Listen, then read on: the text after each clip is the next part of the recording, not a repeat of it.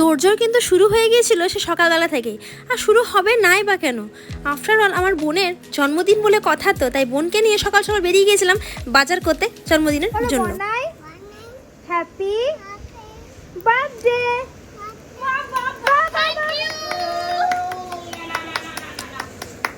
সকাল থেকে পিসি ভাইজি এরকমই নাটক আরম্ভ করেছে, কিন্তু ওদের নাটক দেখলে আমার তো চলবে না, তাই তাড়াতাড়ি ওদেরকে স্নান করিয়ে বসিয়ে দিলাম আমার বোনকে আশীর্বাদের জন্য। মা তাকে নিয়ে বসে পড়লো আশীর্বাদ করার জন্য, আর এদিকে ছোট্ট আদিরা শঙ্খ নিয়ে লেগে পড়েছে বাজানোর জন্য। তার আয়ত্তের বাইরে যদিও এই জিনিসটি, তবুও সে কাজটি করতে লেগে গেছে।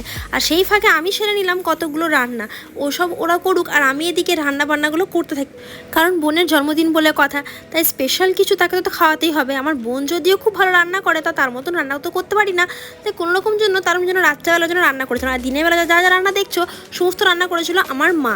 চলো আজকের ভিডিও এই পর্যন্ত, দেখা হচ্ছে